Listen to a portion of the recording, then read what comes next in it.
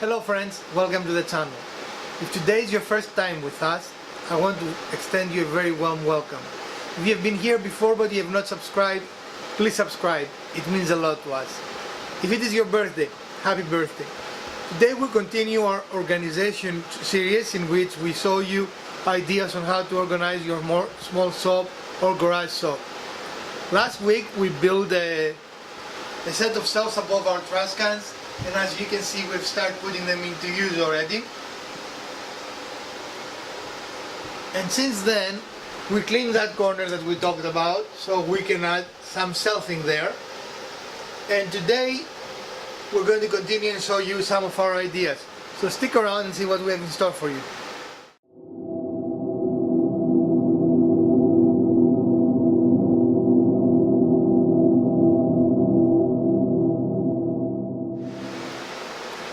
Alright friends, we measure the distance we have there, and between our cabinet and the wall is about 16.5 inches. So we're going to start by cutting a piece that we want to use to 16.5. Maybe, if our very finicky thing here. What is happening to this? Do you have any idea?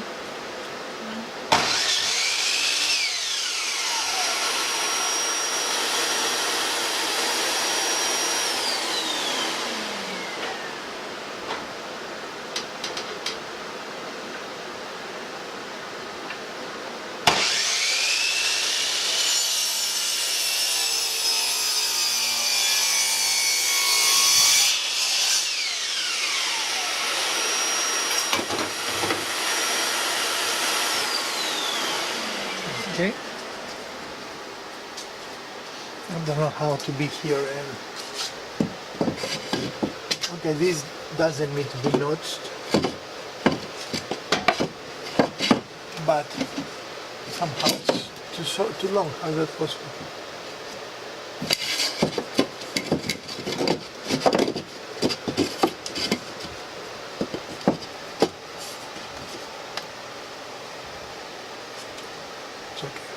We can do it. So we went through our scrap pieces and we found two pieces that will serve very nicely as supports for ourselves, but unfortunately they are not the same size, so we need to adjust them, and we're going to go in our bandsaw and make them be the same size. Make them be. We're going to force them.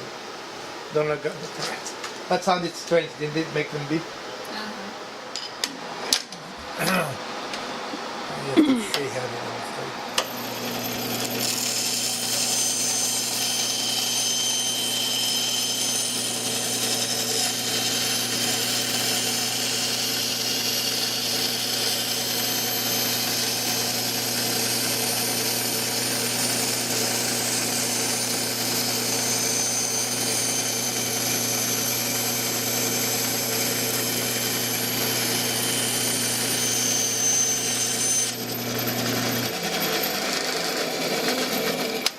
So our two pieces now are the same size, so we are ready to start assembling our, but I'm not sure if we'll start assembling it yet.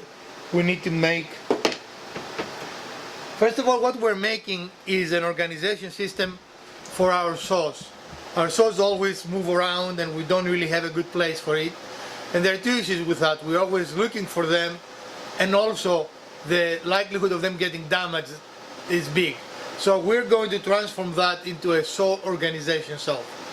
So stick around and we're going to continue. So we mark where the support will be, even though we're on the top here versus the bottom. So we mark where the support will be because we want to avoid this area.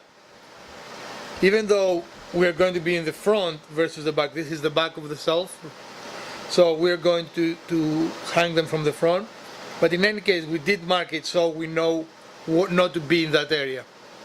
And we're going to start making space for the first one.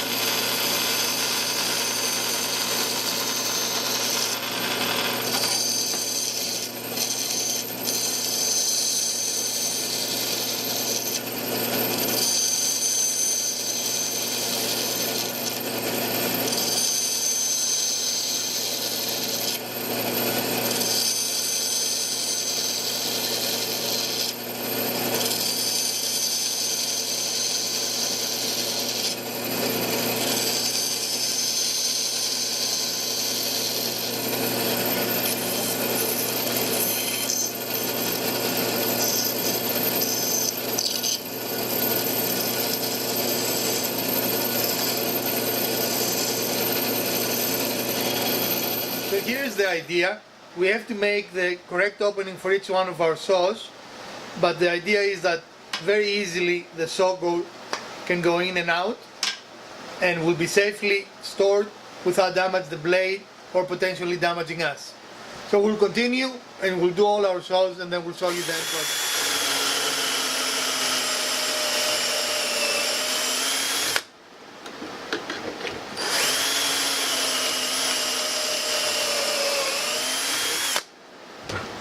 So the cells that we're putting there will not carry a tremendous amount of weight and they don't need to be extreme strength. So we're going to attach them to the wall using pocket screws. And that has worked actually quite well. If you want to go up there, that's how we attach those, and they have a significant amount of weight on them and they have not failed. And they have been up there for quite a long time. So this is plenty strong. Again, we're not going to put anything really heavy here. So let's put everything together and we'll get back.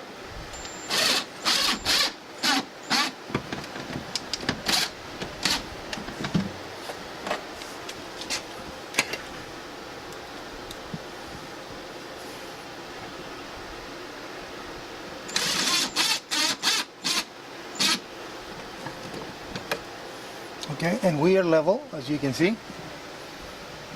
Hold on. You cannot see? There. Here we go. All right. Level.